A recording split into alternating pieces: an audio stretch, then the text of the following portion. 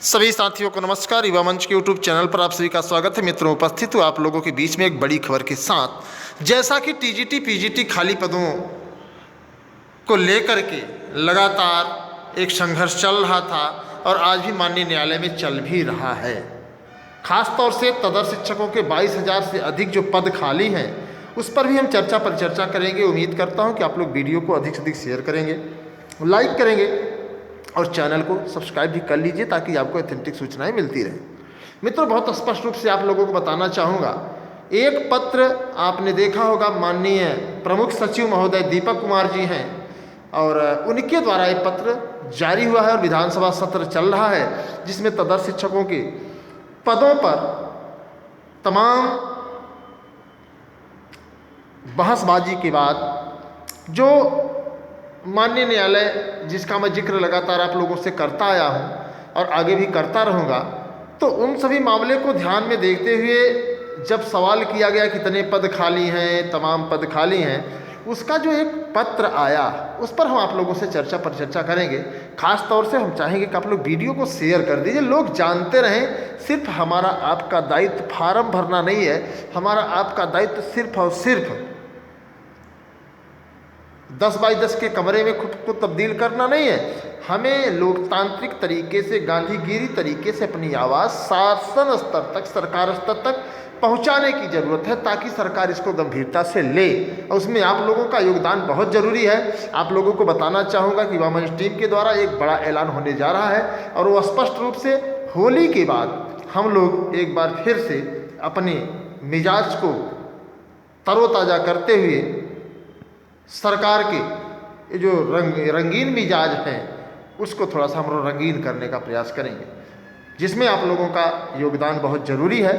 और सबसे बड़ी बात आप लोगों को मैं बताना चाहूँगा कि कितने पद खाली हैं यह मैं नहीं कह रहा हूँ। जिस तरीके से प्राथमिक शिक्षक भर्ती में आप लोगों ने देखा होगा, सरकार ने खुद सुप्रीम कोर्ट में हल्फनामा लगाया था 51,112 पद खाली हैं, ठीक उसी तरीके से ये जो चीज़ें सामने आई हैं उसको मैं आप लोगों को दिखाने जा रहा हूँ। तदर्थ शिक्षकों को वेतन तो नहीं मिल रहा है, इस बात को आप लोग जानते ही जानते हैं, इस पर बहुत ज़्यादा मुझे बताने की ज़रूरत नहीं है। लेकिन सबसे बड़ा जो सवाल है, आखिर माननीय सर्वोच्च न्यायालय के आदेश 7/12/2021 द्वारा तदर्थ के रूप में कार्यरत शिक्षकों को, उसको मैं लेकर के आप लोगों को सुनाना चाहता हूं और दिखाना भी चाहता हूं। आप लोग देखिए, अगर आपके मन में आए तो इसको शेयर करिएगा, वरना कोई जोर जबरदस्ती नहीं दोस्त। मैं अपने हिस्से की लड़ाई लड़ रहा हूँ, बस आपको आपके हिस्से की लड़ाई लड़ने की ज़रूरत है। आप कहाँ तक लड़ पाते हैं, कितने पद अभी भी खाली हैं, उसका भी डाटा आप लोगों के सामने मैं दिखाना चाहूँगा। तो वीडियो को शेयर करना ना भूलिए। मैं बार बार निवेदन कर रहा हूँ ताकि अधिक से अधिक साथी जुड़ सकें, ताकि जो हमारा अगला मिशन हो उस मिशन में हम लोग कामयाब हो सकें। रात अच्छी है, सुहानी है, मौसम अच्छा है और संघर्ष करने के दिन भी अच्छे हैं। मैं चाहूँगा कि आप लोग वीडियो को शेयर करिएगा, ज़रूर शेयर करिएगा, इतना शेयर करिएगा कि लोगों तक हमारी आपकी आवाज़ पहुँचे। जैसा कि स्क्रीन पर आप सब देख रहे हैं, विधान परिषद की प्रक्रिया एवं कार्य संचालन नियमावली में नियम 105 के अंतर्गत डॉक्टर आकाश अग्रवाल एवं श्री राज बहादुर सिंह चौहान माननीय सदस्यगण विधान परिषद द्वारा दी गई सूचना दिनांक 22/2/2023 के संबंध में कृत कार्रवाई। अब सोचिए, 22 तारीख को, 22 फरवरी को दिया गया था। उसमें क्या हुआ था, सदन के माध्यम से शासन का ध्यान अशासकीय सहायता प्राप्त विद्यालयों में कार्यरत राजकोष से वेतन प्राप्त कर रहे तदर्थ शिक्षकों की ओर आकृष्ट कराना चाहता हूँ। उन्होंने कहा था कि मैं तदर्थ शिक्षकों की ओर आपका ध्यान आकृष्ट कराना चाहता हूं कि उनके जीवन पर बड़ा संकट है, जिनकी सेवाएं अब तक विनियमित न किए जाने के कारण उन्हें अत्यंत गंभीर संकट से गुजरना पड़ रहा है। सदन के पटल से माननीय शिक्षा मंत्री ने आश्वस्त किया था कि किसी भी तदर्थ शिक्षक का वेतन नहीं रोका जाएगा, जो जिला विद्यालय निरीक्षक वेतन रोकेगा उस पर कार्रवाई की जाएगी। मुझे दुख के साथ अवगत कराना पड़ रहा है कि अत्यंत तदर्थ शिक्षकों के 7-8 माह का वेतन न मिलने की दशा में भुखमरी के कगार पर हो गए हैं। वाकई में भुखमरी के कगार पर हो गए भाई। अत्यंत तदर्थ शिक्षकों को 7-8 माह की वेतन न मिलने की दशा में भुखमरी के कगार पर हो गए हैं। ये वही तदर्थ शिक्षक हैं जिन्होंने चयन बोर्ड के वर्षों नाकाम रहने पर माध्यमिक शिक्षा में नई पीढ़ी को ज्ञान के प्रकाश से प्रकाशित रखा। सदन के पटल पर हमारे दल की ओर से चयन बोर्ड नियम की धारा 33(6) की धारा उपधारा 8 को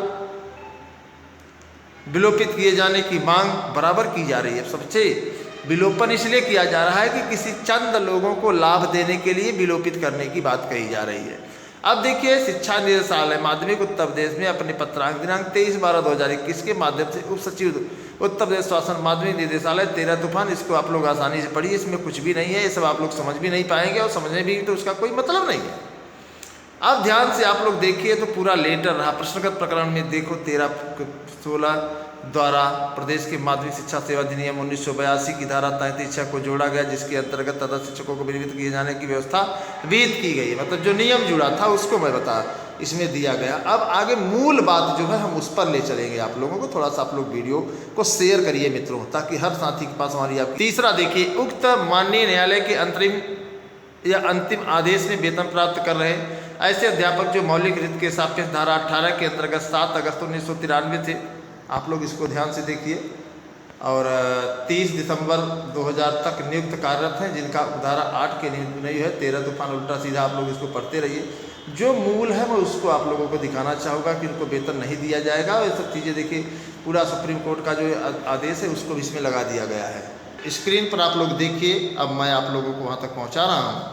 माननीय सर्वोच्च न्यायालय के पारित उपरोक्त आदेश दिनांक 7/12/2021 द्वारा तदर्थ के रूप में कार्यरत शिक्षक जो चयन बोर्ड द्वारा आयोजित परीक्षा में प्रतिभाग नहीं किए अथवा असफल रहे को संस्था में बनाए रखने एवं उनके वेतन का भुगतान राजकोष से किया जाना समीचीन नहीं है, अर्थात कि वेतन देना उचित नहीं है। माननीय सर्वोच्च न्यायालय के पारित आदेश के आलोक में ऐसे तदर्थ शिक्षकों के भुगतान का दायित्व प्रबंध तंत्र का है। अब देखिए आगे, जहां तक रिक्त पदों का प्रश्न है, उसमें पूछा गया था विधानसभा में कि कितने पद रिक्त हैं।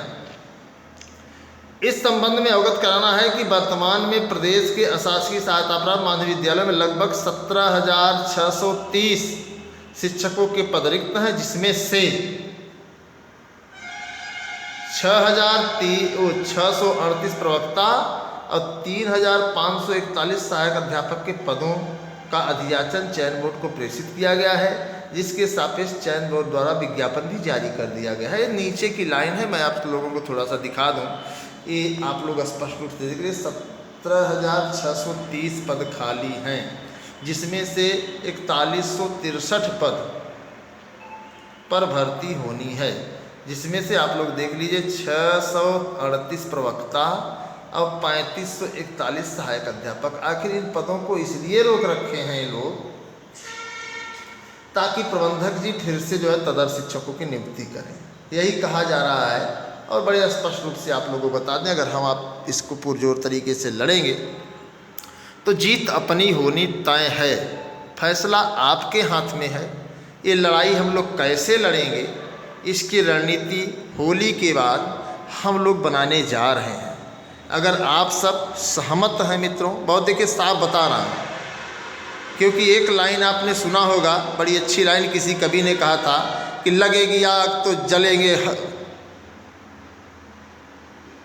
लगेगी आग तो जलेंगे घर जब तक। उस गली में सिर्फ मेरा मकान थोड़े है, लगेगी आग तो जलेंगे घर जब तक, उस गली में मेरा ही मकान थोड़े है। तो कहने का मतलब मित्रों, आप सोच रहे हैं कि आप मौन रह करके, शांत रह करके अगर ऐसे तमाशा देखते रह जाएंगे तो कुछ भी नहीं करेगी सरकार।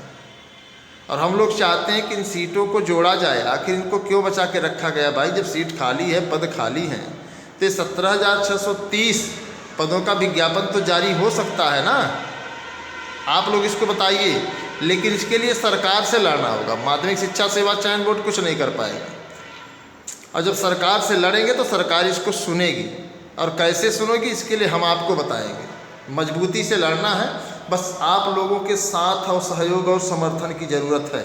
हालांकि न्यायालय में भी हम लोग लड़ रहे हैं, और मजबूती से लड़ रहे हैं, पूरी तन्मयता से, पूरे जोर, पूरे शोर, पूरे जोश के साथ लड़ रहे हैं। लेकिन एक मॉरल प्रेशर सरकार पर बनाना बहुत ज़रूरी है। अगर आप लोग चाहते हैं कि इस लड़ाई को युवा मंच टीम मजबूती से लड़े, तो आप सभी से निवेदन है कि आप वीडियो को अधिक से अधिक शेयर करें। इस वीडियो को जितने लोग देखेंगे उनके विचार अवश्य ज़रूरी हैं, क्या आप लोग वाकई में चाहते हैं कि ये जो 17,630 पद हैं वो जोड़े जाएं? और इसकी सच्चाई बता दें कि कुछ लोग कहेंगे कि माध्यमिक शिक्षा सेवा चयन बोर्ड में सर टकराने से, तो भैया कुछ भी नहीं होगा। माध्यमिक शिक्षा सेवा चयन बोर्ड में अधियाचन भेजा जाता है। अब माध्यमिक शिक्षा सेवा चयन बोर्ड में जो अधियाचन होता है उसको आप लोग जानते हैं। तो अगर इसमें आप लोग थोड़ा सा सहयोग करेंगे युवा मंच टीम का, तन मन धन से आपको इसमें लगना होगा। आप ये सोचिए, बस चूँकि न्यायालय में भी हम लोग लड़ रहे हैं, हमें आपको जो है एक लोकतांत्रिक तरीके से, गांधीवादी तरीके से अपनी आवाज़ माननीय प्रदेश के मुखिया तक भी पहुंचाने का प्रयास करना होगा। अगर आप सब इसमें सफल हो जाते हैं, निश्चित तौर पर सरकार इसको गंभीरता से ले सकती है। बस आपको थोड़ा सा सक्रिय होने की ज़रूरत है, आपको थोड़ा सा हौसला अफजाई करने की ज़रूरत है, आपको 1 2 दिन 4 दिन 1 सप्ताह का मौका देने की ज़रूरत है। फैसला आपके हाथ में है मित्र, आप क्या करेंगे तय आपको करना है। मैं सिर्फ और सिर्फ एक आधार हो सकता हूँ, लेकिन उसके बेस, उसका आप कोण, सब कुछ आप ही हैं। कर्ण आप हैं, मैं आधार हूँ। तो आप लोग अपने विचार दीजिए और इस वीडियो को हर एक 14 लाख जो फार्म भरने वाले, 13,20,000 लोग फार्म भरने वाले हैं, हर साथियों तक प्रयास करें कि इसको पहुंचाएं और इस लड़ाई को हम लोग मजबूती से लड़ने के लिए काम में आएंगे। देखिए, बेस जब तक मजबूत नहीं है, क्योंकि आपको पता है ना कि बेस पसंद है, तो हमें आपको बेस से लड़ना होगा। अब आपके सामने देखिए 17,630 पद खाली हैं, इसको हमें आपको मजबूती से उठाना है। इसके साथ ही साथ तदर्थ शिक्षकों के जो तमाम पदों का अधियाचन माध्यमिक शिक्षा सेवा चयन बोर्ड में नहीं आया है, 22,000 पदों का, उसको जोड़िए आप। 22,000 प्लस 17,630 कितना हुआ? 22 10 32, लगभग 37,000 पद खाली हैं। अब मैं इस बात को लगातार लेकर के आप लोगों से कह रहा हूँ कि 37,000 पद खाली हैं, और 37,000 पद खाली हैं, तो इसमें हमें आपको जीत मिलनी चाहिए। बांध लो सर पे साफा और आ जाओ मैदान में मित्रों। मैं दावा करता हूं कि सरकार आपकी बात जरूर मानेगी। इसी के साथ सभी साथियों को धन्यवाद, शुभ रात्रि। उम्मीद करता हूं कि आप हमारी बातों से सहमत होंगे। इसी के साथ सभी साथियों को धन्यवाद, नमस्कार, इंकलाब जिंदाबाद।